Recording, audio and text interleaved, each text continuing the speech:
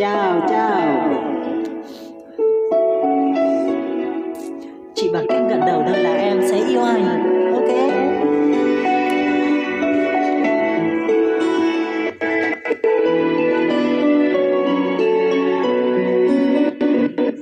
Cứ đến bao nhiêu nghĩ suy không thể không buồn, nhưng chuyện vui bên em có khi anh sợ ta biết. Vì anh biết phong cách sẵn sàng xét ta theo thời gian, sợ mất em đôi mắt lại u sầu. Biết là sau khi anh đã yêu em nhiều như vậy, một cạnh bên em tôi muốn dành những ngày cho em. Là con gái cứ phải bận đắn đo khi em họ làm thế nào để có thể bên nhau như đã hứa. Có lẽ cầm một cái cất đầu xin cha mẹ về bên anh để chẳng bay đừng về chữa đắp đã dễ. Có bàn tay chở che em này, cái cất đầu dù chẳng sáng giàu nhưng chỉ cần được bên em để sẽ chiều.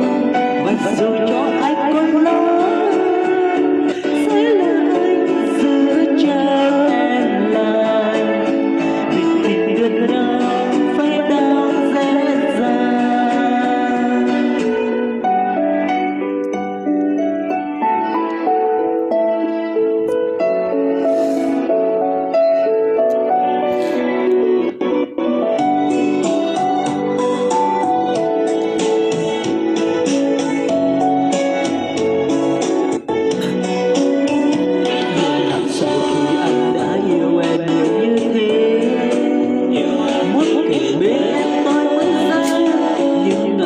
Cho em là con gái cứ phải bận đắn đo khi hẹn hò làm thế nào để có thể bên nhau như đã hứa. Có một cái cất đầu xin cha mẹ về bên anh để chẳng bay đừng về chữa đau đã dễ.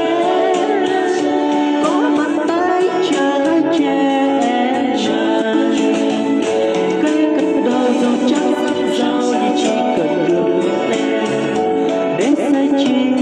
Và dù cho ai có lỗi sẽ là anh giữ cho em lại, vì tình được nhau phải đâu dễ dàng.